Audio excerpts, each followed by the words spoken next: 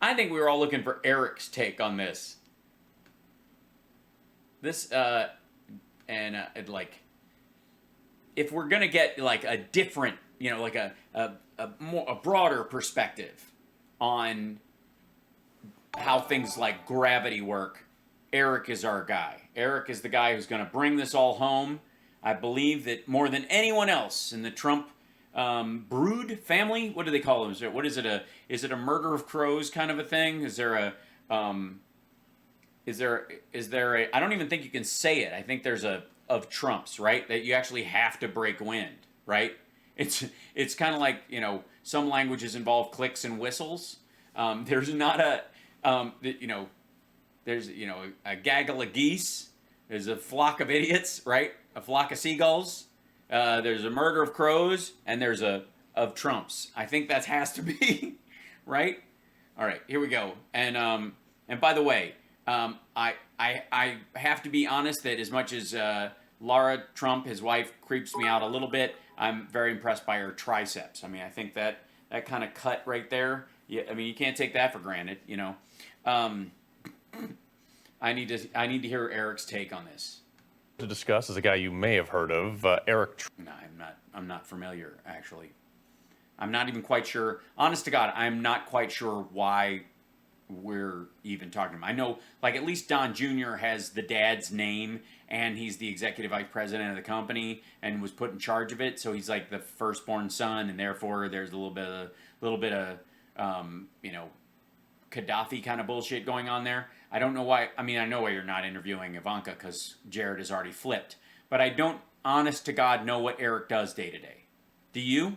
Does anybody know what the fuck this guy does, including him? I don't think so. Trump. He's been on the news a few times, but no further introduction. Welcome. Yeah, don't go any deeper. Carl, it's good to be here. Appreciate you coming on. So I got to ask you, we've seen this de-evolution in Afghanistan, which is just horrifically tragic for... A de-evolution. That's what's happening.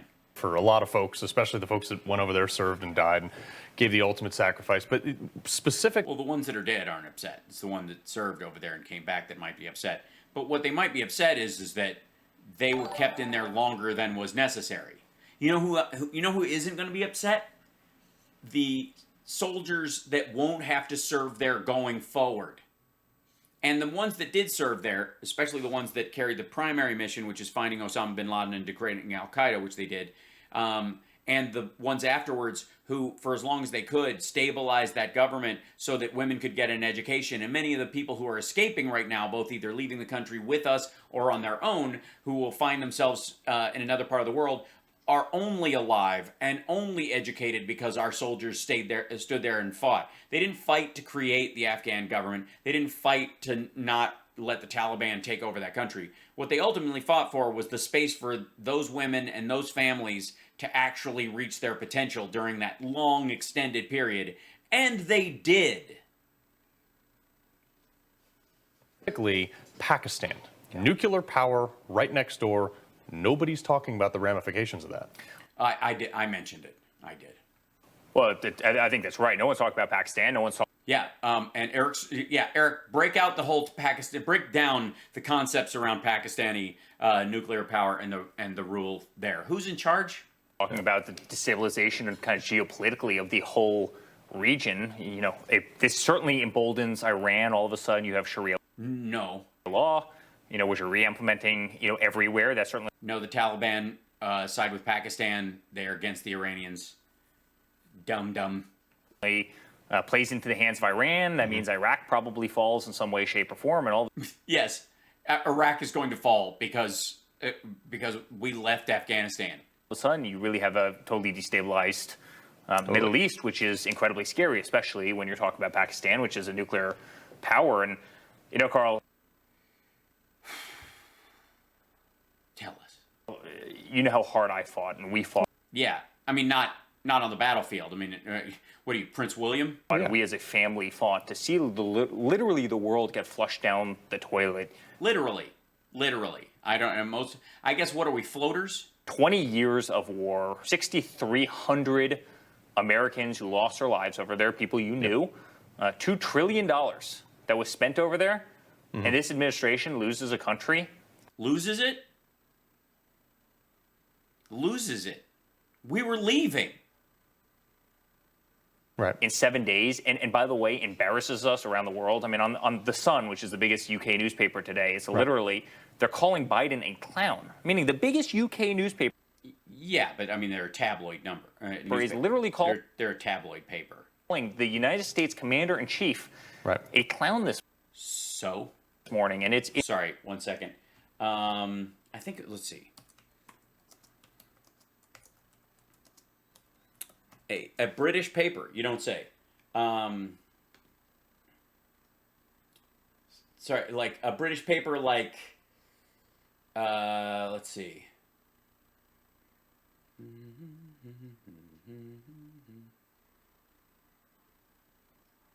Like the Daily News, for example. Hold on 1 second. Like this one, you mean? Like a British paper like that? Or let's see. Or like this? Or let's see.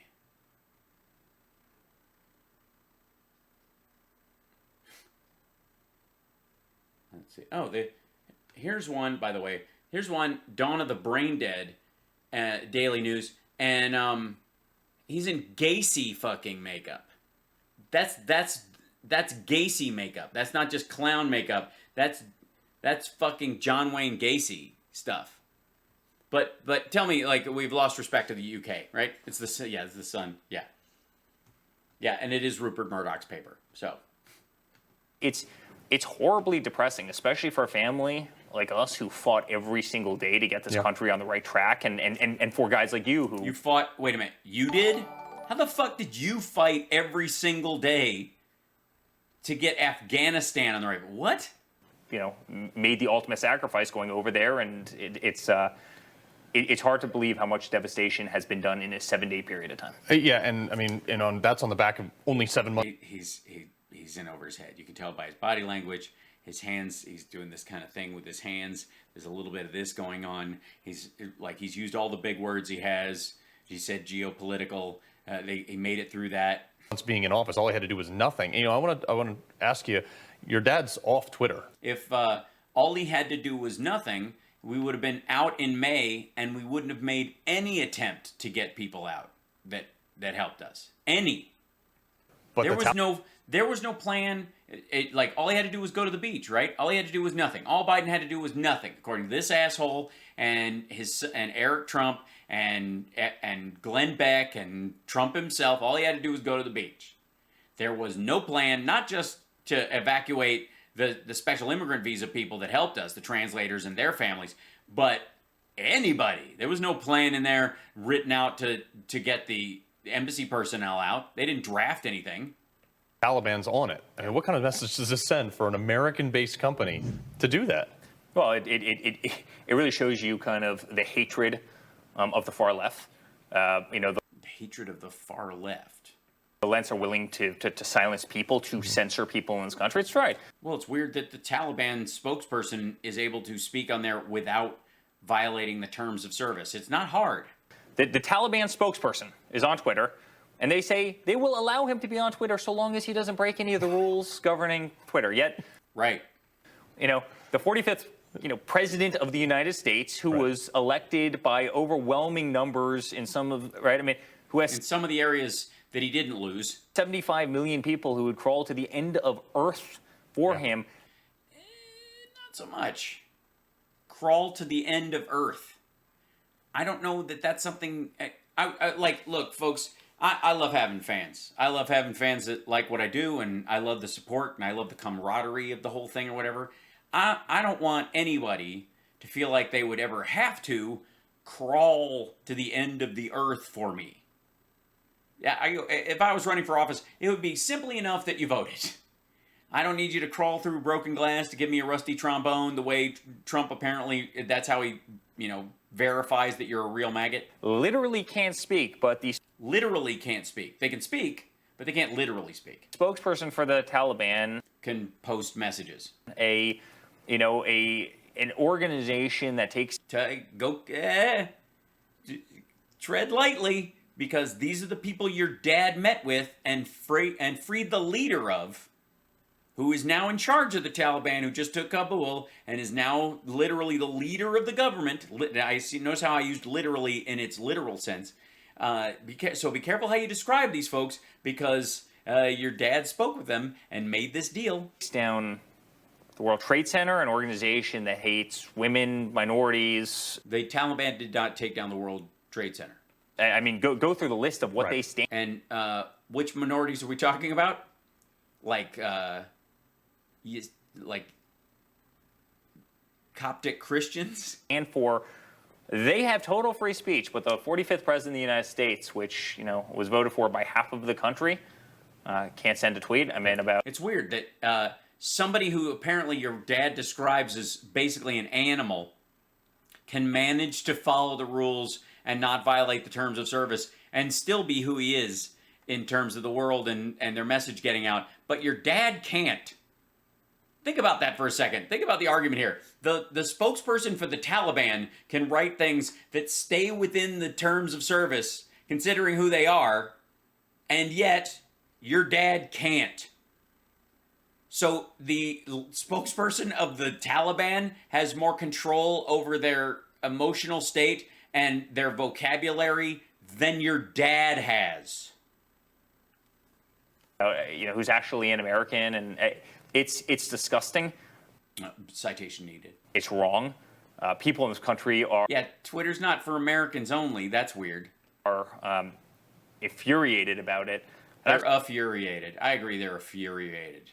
I went to the Yankees game last night. Yeah. I mean, look, the whole world is falling apart.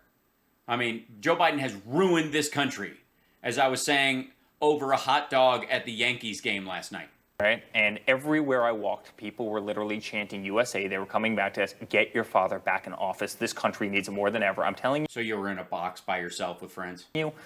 Carl, the damage... chanting USA everywhere I went. That the Democrats are doing to themselves right now is... Sure, they weren't saying, go away. Go, I mean...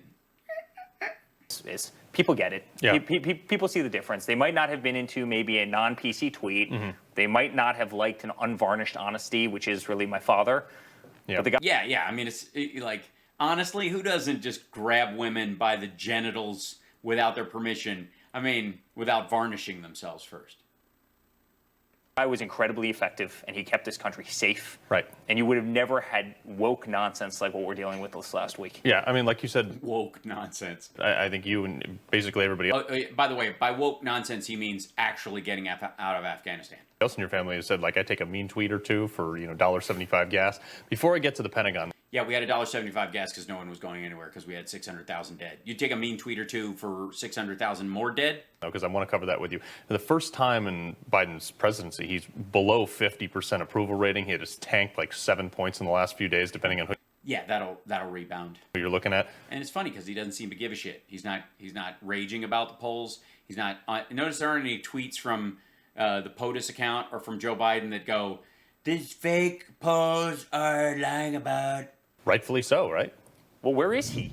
Where is he? He's at Camp David. Wonderful. Camp David's an amazing place, right? He's at Camp David. He doesn't speak to any world leaders as a country is cratering. He won't go. Well, no, he did speak. He spoke. I mean, they're transcripts of the actual calls. He called Angela Merkel. He called the UN General Secretary. I think they had a conversation with. Back to the White House. He won't address this country. He's sitting there at a board table. He did. Father would have never done that. Right. Well, he would have gone down in the bunker and hit McCleary. Where he sits at literally the boardroom table at Camp David. He's wearing kind of a sloppy polo shirt. He's kind of A sloppy polo shirt. hunched over. Yeah. Sort of hunched over. Where are the generals? They're on the screen if you look. Where is the military? They're They're literally on the screens and they're over there. They're actually in. Some of them are in Germany. Other ones are in Afghanistan. Others are on ships. They're nowhere to be found, and I do think that there's a lot of found in the picture that I saw. people at the Pentagon that have to be held accountable for this because, and you know this, there is no bigger 100%. fan of the military in the world than me. Oh. Well, apparently there is. Oh, yeah. But as you look at Milley talking about, I'd like to understand white rage, and then, You know, you see years and years being dedicated into let's rename every single military installation just in case it ever offended anybody ever. Well, no, we're just not going to name them after Confederate generals that tried to destroy the country. That's a little fucked up. It wasn't because they said pull my finger to the wrong person. Right? And, you know, let's do sensitivity training. Like, how about we do more shooting and less sensitivity training? Yeah. How about... Well, the thing is, the sensitivity is about the person you're going to be shooting next to, so that you're not fighting with them while you're trying to fight other people. And it's not sensitivity training, it's diversity training, so you're aware of what you're saying, because some of these folks might come from, let's just say, non-third generation rich kid status. You know, we build more great, you know, we do more, you know, they're more focused on renaming bases than they are holding Afghanistan, a country we spent two... Yes, we are not interested in holding Afghanistan. Neither was your dad. That's why he negotiated the May 1st thing. That's why he negotiated. He wasn't interested in holding Afghanistan either. $1 trillion in. Like, where is the priority of the leaders of our military right now? It's get the fuck out. That's the priority. That's been the priority of the people. We've been talking about it for a long time. Biden actually did. Right now. Right. And it's got to be awfully concerning for, you know, our incredible men and women in uniform that... Not the ones who were, like, aware of what they did while they were there and the value of it and who they were fighting and who they took off the planet when they were engaged in battle, and the ones that are aware that nobody else is going to have to go through that shit unless it's absolutely necessary. That their priorities are, frankly, not on them, but more on kind of this woke culture that has just invaded the service. Yeah, and entertain this for a sec here, because I want to ask, imagine for a minute. Oh, boy. Your dad's in office. Yes, use your imagination. He's out playing golf. Yeah, that's what he would be. Yeah, he's out playing golf. Your press secretary, Kayleigh McEnerney, is out of office reply on her email. Mike Pence hasn't been heard from in, I don't know. Well, somebody might have hung him. 8-10 days. Well, yeah, I mean, I would check the nearest gallows, I think. I mean, like, what would be the general media consensus if your father's administration did that? If the roles were flipped and my father was where Biden was right now, we wouldn't be getting out of Afghanistan. If the roles were flipped, I mean, we wouldn't be here because we would just stay. Been out of office. They literally would have figured out a way to kick him out of office if he lost Afghanistan in a 6-day... Lost Afghanistan. The fuck was the May 1st date then, dum-dum? Seriously. Lost Afghanistan? You negotiated with the Taliban to get us out by May 1st. He didn't do any of the preparation, any of the homework. He just signed a thing that was like, we're fucking off. May 1st, we're done. That's it. Period of time. If you had people sitting on wheel wells of C-17s as they're literally taxiing, you know, down runways in Kabul. Your dad would have been talking about how, fuck them, they're not Americans. Which is exactly what he said when he saw the video of the C-17 with the people in it who weren't hanging onto the wheels, who were sitting in the fucking thing. People are trying to flee the country. You know, they're slaughtering civilians now that are just trying to flee Afghanistan. By the way, this dude, I don't know what pride parade he's late for. This is amazing. Like, this guy in the middle, because we've all been watching this footage for what comes afterwards. Like, yeah, all the Taliban like, is. This shit. Can you imagine if my father was commander-in-chief? A bunch of these people were like, some of these people like hung on and tried to leave with it, but a bunch of these fuckers apparently seem to think that they're like, yeah, they're getting the fuck out. You know, they're slaughtering. It's like they're escorting it out of the place. And the dude in the blue, civilians now, like, exemplifies that. That are just trying to flee Afghanistan. Yay! You know, the Taliban is. Can you imagine if my father was commander-in-chief? He wouldn't be sitting there. Right. He wouldn't be sitting there, right. He would not be in Camp David looking over this because he would never order the exit from Afghanistan. He would punt it like he did last year. He would be sitting there. I mean, and the year before that. And the year before that. And the year before that. The way the media covers up for Biden. They're jumping all over him for doing something your dad didn't have the balls to do. On everything. It's not just this. Look at the southern border. Yeah. Where's Kamala? Where is she? Well, right now she was, I mean, now that you ask, she was actually on those screens meeting with Biden and they had a conversation after their conversation with the generals about all this stuff. Where's the vice president of the United States? One job right now. One job. Right? Where is she? What's she doing? Well, no, not one job. I mean, they're talking about Afghanistan. This is there's decisions being made. She's a part of that. She doesn't have one job. She's the vice president. She has all the jobs. So does he. He does the job, and she has to either be his sounding board and his argument partner so they can discuss options, because that's why we have a vice president, but she's also got to be aware of all these things all the time so that if anything happens, she has to take over. That's what a vice president does. I mean, not in the case of Pence. He was always there, standing just over Trump's right shoulder, looking wistfully at his earlobes. Massive inflation in this country. You've got a runaway. Massive. You've got a runaway border. Runaway border, yes. People are running away with pieces of the fucking wall. I mean, all of these problems are just, and the Middle East, honestly, to me, is the scariest of all of them. The border. Well, yeah, the Middle East is pretty scary. You ever been? Scary. Right. But the Middle East is really scary because, again... It's scary. Everything's scary. It's all scary. I don't know, hey guys, do you have any ideas how scary it is? All of a sudden, you have this vacuum in the Middle East, and it's going to A vacuum. be filled very quickly. Yes, it sucks. It sucks. Yeah. It's going to be filled by people who chant death to America, as they do in Iran, as they have been over the last couple of days in Afghanistan. As you said better than anybody, and no one's talking about that, next to a nuclear power, which is Pakistan. Could you imagine if they got their hands, people who are chanting death to America, could you imagine if they got their hands on some of those weapons? Yes, I can imagine them blowing up, or them not running for a long time without servicing them, and them basically becoming useless. Yeah. These assholes are borderline Cro-Magnon. That's why they literally, when they stormed Kabul, were saying, a lot of the people running the government, just stay where you are. We're running things, but you're doing things. And even we're going to let some of the women stay in those jobs because, honest to fucking God, we don't know how any of this shit works. Like, seriously, most of our fighters are standing there looking at streetlights going, pretty. We've got a real problem. Yeah. Yes, you do. The SDNY, I think. We've got a real problem. And based on the fact that we gave up all the air bases, We gave them up. You mean we left? how do we even counter that problem? I mean, We don't counter it. We strafe bomb the runways after the Afghan government is no longer going to be using them, which is what we're going to be doing. Just get ready. Whether you hear it or not, it'll be like there was an explosion. It was us, and they'll just be unusable. They'll be little mini cities. you're literally walking around, having Taliban members walking around with our sniper rifles, flying our Black Hawk helicopters. Yes, holding them the wrong way. They have our drones. They don't have our drones. We couldn't be stupid enough to give our adversaries sniper rifles, drones, helicopters, Humvees. Yeah. Hold on. I just want to see if he's referencing something. Taliban claim American drones, something like that.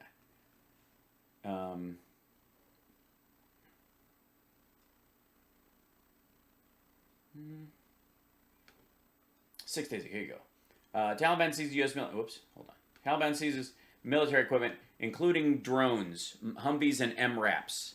Taliban seized billions of dollars of U.S. military equipment from Kunduz airport this week, including mine-resistant ambush. That's the MRAP vehicles. Drones, and Humvees as the militant group has taken over the key cities. German journalists had a photo of the equipment seized by the group. The sheer amount of vehicles raised the question if anyone used them after they were paid and transferred by the U.S. Oh, wait, sorry, what? The sheer amount of vehicles raises the question if anyone ever used them after they were paid and transferred by the U.S. Wait a minute. Transferred? You mean the used shit we gave to the Afghan military? That let it sit in the desert in 122-degree heat without using or flying it? Good luck. Among the equipment taken included MRAP vehicles, Scan Eagle drones, and Humvees. So these are not weapon drones. These are just viewing drones, if they still work. China, the Biden administration's hasty withdrawal without securing a peace deal or a follow-up mission. We already had a peace deal, didn't we? Trump already negotiated it last year. Ends maybe August 13th or some shit. Afghan forces surrendered in Kunduz. Taliban continue to make moves. Plan to send additional 3,000 troops to Afghanistan to assist in evacuation amid the escalating unrest. Here you go. And this is where it gets tricky. Taliban seizes billions in U.S. supplied weaponry. This is not our shit. This is the stuff we gave to the Afghan military. The Taliban has seized billions of dollars worth of U.S. supplied military equipment in Afghanistan following their rapid defeat of government forces in that country. Rapid defeat of government forces, not the U.S. government, just for the record. Images of Taliban fighters posing with U.S.-made supplies are circulating widely on media and include weapons ranging from M16 rifles, armored Humvees, UH-8 Black Hawk helicopters, A-29 Super Tucano attack aircraft have also been reportedly captured, which they can't fly. They know how to control some drone stuff. They have 3 drones, apparently, that they've had them before. They got them from either Pakistan or a weapon supplier that circumvents the Iranian rules. Videos show Taliban running suspected vehicles left behind by the Afghan government, open crates of new firearms and other military equipment, including drones and night vision goggles. Everything that hasn't been destroyed is the Taliban's now, a U.S. official told Reuters. Yeah, that's the stuff we gave to the Afghan government. Has provided the Afghanistan government with an enormous supply of military equipment as part of the $83 billion it spent nearly the 20-year course of war on to train and supply the national security forces. That's just training, right? So these are all training gear. According to the report from the Government Accountability Office reviewed by Kiel, the U.S.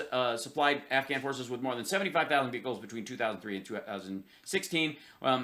If you guys will recall, along with nearly 600,000 weapons, 160. Okay, there it is. Some of the equipment has been lost or destroyed by U.S. officials. But U.S. officials told Reuters Taliban now controls more than 2,000 armored vehicles and as many as 40 aircraft. Afghan military pilots reportedly used about 50 aircraft to flee the country, effectively removing them. Yes, very effectively removing them from Taliban control.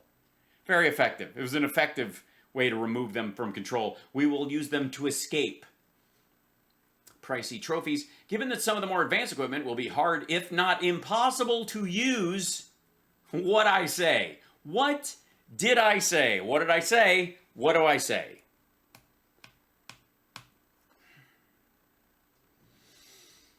The seizures may end up serving something other than a military purpose. When an armed group gets their hands on American-made weaponry, it's sort of a status symbol. It's a psychological win. Yes, try to fly a helicopter psychologically.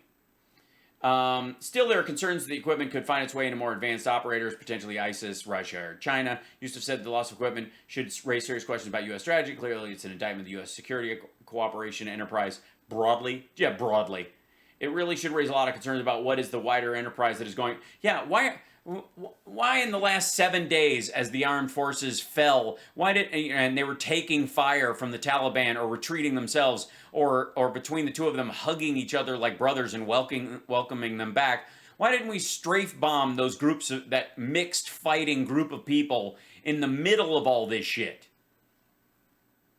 Especially when all that stuff is tagged and we can blow it out of the, use a drone or an airplane to blow it off the face of the earth later.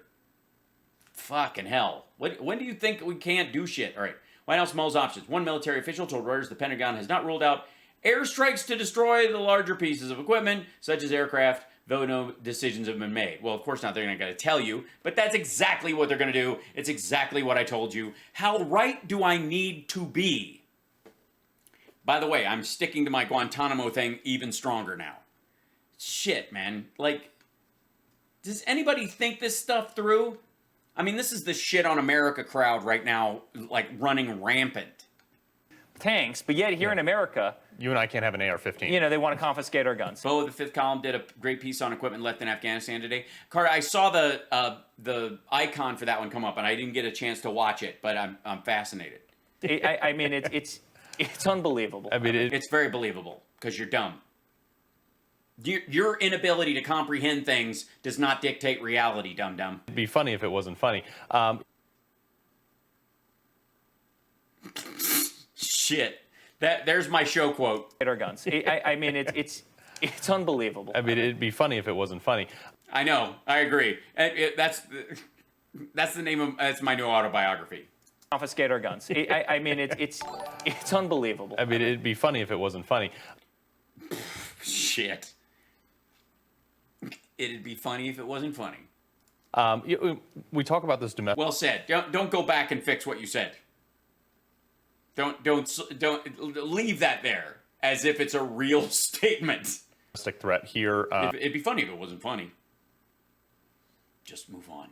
Maybe if you just keep talking, no one will notice. And the threat potentially coming from abroad, I've said very clearly that, look, if we have this hotbed, which we're there, I mean, we're there now, it's only a matter of time. It's a very small world. They're going to get into America eventually, and they're going to create harm. They're going Why? to create damage and Why? terrorist attacks. Why? And wouldn't the chances of that be higher if we were still there fucking with them? The Pentagon, you know, that's their And why can't we hit them without being in country?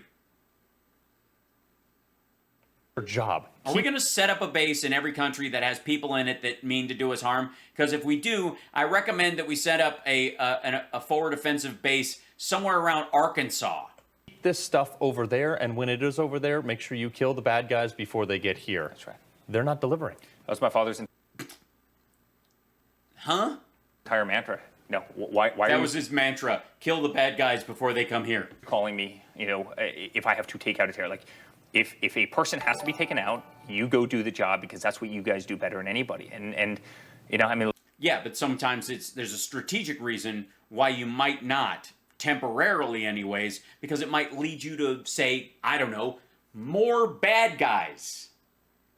But if you just dust him off the fucking earth, when other people are going, don't, Mr. President, the CIA wants to talk to you because they know that guy knows where a bunch of other shit is, and if you just kill him because he's a bad guy right now, he's on his way to show us where shit is, and we could follow him because we know where he is right now. We just found him, but if you just kill him as soon as you find him, we might not be able to, you know what I mean, like a thought process? Holy literally, shit. when my father took over the military, he tells the story all the time. There was no It's a story. ammunition. There were no bombs. Yeah, there were no bombs. Why weren't there any bombs? Why weren't there any bombs? There were no bombs. There were no bombs. Can you believe there were no bombs? Let's see. Trump, no bombs when I took over. Something like that. Let's see. Rockets and bomb.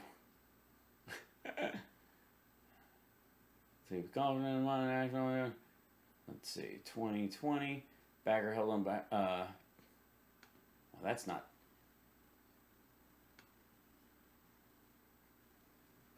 that's not what we're talking about, right? Not those kind of bombs? Is it different, that's a different story. Okay, give me 1 second. Let's see, dink, let's see, on Obama. I'll do that.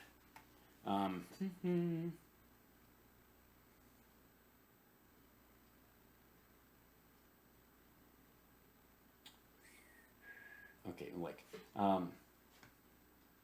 see. No, I think ammunition. I'll see if I can find it that way, because I think you can't go on Eric's wording otherwise. Let's see. Trump, here we go. This is basically what he's talking about. I have to shrink this down a little bit. It's too big. Whoop. Trump's claimed that when I came in, that we had no ammunition. When I took over, it was a mess. One of our generals came in to me and he said, "Sir, we don't have any ammunition." I said, "That's a terrible thing you just said." He said, "We don't have ammunition. Now we have more ammunition than we've ever had. We were very low. I could say it even stronger. I don't want to say no ammunition, but that gets a lot closer," which he'd already said. This is a good example of how Trump's most repeated claims tend to become more exaggerated over time. The president has insisted in recent weeks, when he took office in 2017, the military brass told him there was no more ammunition. As the quotes above show, the claim quickly grew from snowball to avalanche. Trump hedged in September. "We were very low. I don't want to say no ammunition," but 1 month later, the hedges were gone. One of our generals came in to see me. We said, "We don't have any ammunition." Okay. The facts. Military leaders began to voice concern about Obama's second term that stockpiles of precision-guided missiles were running low. However, U.S. officials were taking steps to address the shortage before Trump took office. We've recently been hitting the ISIS with so many GPS-guided smart bombs and laser-guided rockets that we're starting to run low on the ones that we use against terrorists the most, Ashton Carter said in February 2016, nearly a year before Obama left office. "So we're investing $1.8 billion in fiscal year 2017 to buy 45,000 more of them. This, I mean, I've covered this a couple of times last year during the rallies, especially when this bullshit came up. But let's be abundantly clear. The reason we were quote-unquote low on ammunition a year before Trump says they told him they were low, by the way, these guys always wanted more, so the way you tell, you get what you want from Trump is to blow smoke up his ass and tell him he's the only one who would give you the great stuff, and he'd be a real, you know, like, it'd show real guts on his part, he's real tough. That's how they would do it. And by the way, the reason the Obama administration liked these PGMs was because it lowered the civilian casualties. Trump gave up on these things largely about a year and a half in anyways. He preferred Moabs and other shit, like just like randomly dusting areas. And he gave the military leaders in those areas the leeway to do it. He pulled back all of the rules of engagement that Obama had put in place. The reason they were running low was because they've been hitting ISIS with so many of them, smart bombs and laser-guided rockets, because that was Obama's specific choice. Like, how do we kill terrorists and terrorists alone?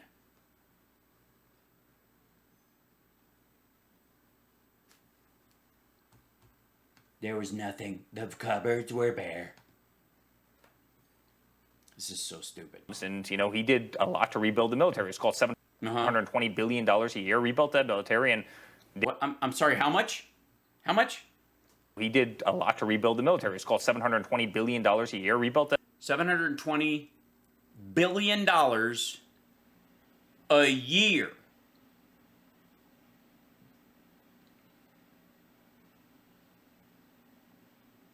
Of a year. $720 billion a year.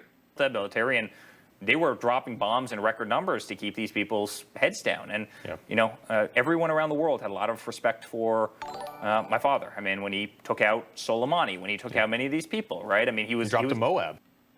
He was right, because he didn't give a shit about any collateral damage or civilians. He dropped Moabs. That's what he did.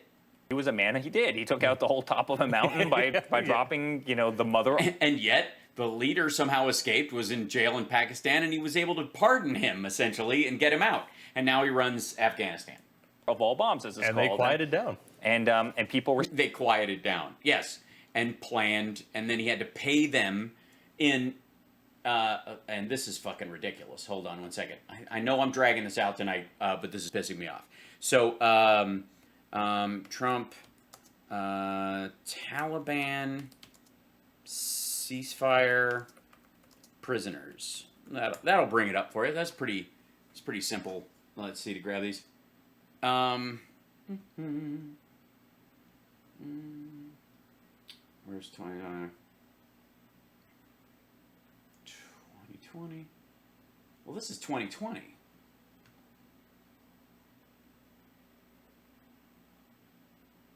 Kabul, Afghanistan, okay. 20, let me find this.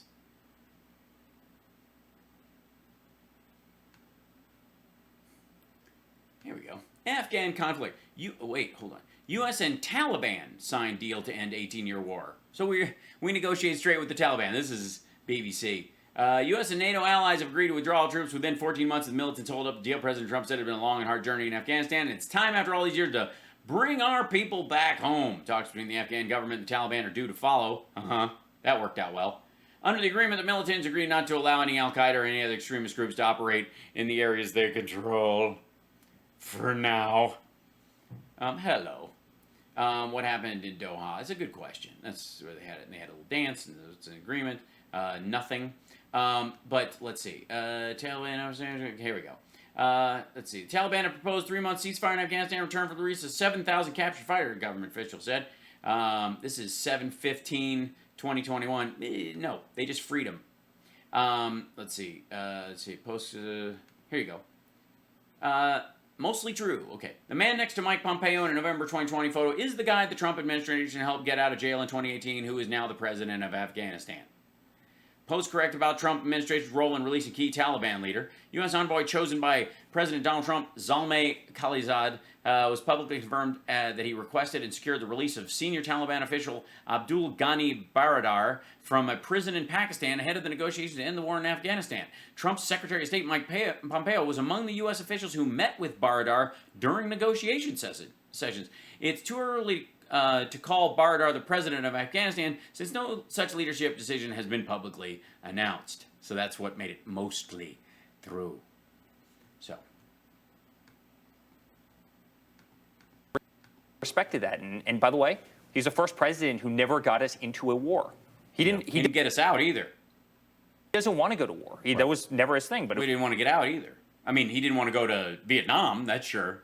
Bone spurs is a tough thing. It was a Reagan philosophy of peace through strength, and he demonstrated the fact that he would pull the trigger if he needed to, and he would take the handcuffs. He wouldn't pull the troops out off our military, and it wasn't going to be about sensitivity training, and it wasn't going to be about white rage, and it wasn't going to be about renaming bases. It was going to be about taking care of business. You can't do both at the same time? You're not capable of... Okay, well, I understand. You got limited bandwidth. Yeah. So Americans don't get hurt and standing behind incredible people all too often that are persecuted just for doing their jobs, and you know a lot about that subject. Yeah. And no, I don't know what that sentence meant. I mean, it sounded like it was supposed to mean something, but I don't think it did. And now it's a whole different philosophy. It's this wokeness has invaded the system. Yeah, we woke up and went, holy fuck, what time is it? Oh, shit, we're still in Afghanistan? Fuck, I'm late. It's made us less effective. It has made us less infective. Wokeness has invaded the system. It's made us less effective. Yeah, does it hurt when you pee? Less infective. It does make it infective. It's embarrassed us throughout the world. And again... Well, yeah, if it's infected, you should get it looked at, but don't tell people about it, Eric. The commander-in-chief is being called a clown on the front page of the Sun, which is one of the biggest newspapers, most respected newspapers in the world. Yeah, so eat that, Daily News. That's horribly damaging for the United States. Well, I'm sure a lot of people would like to see Trump back. It was nice to have a America First president. Eric, appreciate you coming on here and dropping some bombs. Thank you very much, Carl. Dropping some bombs. Did he fart while he was there? Did we? Maybe they were just SBDs. All right. Did I pronounce geopolitical right? Shit.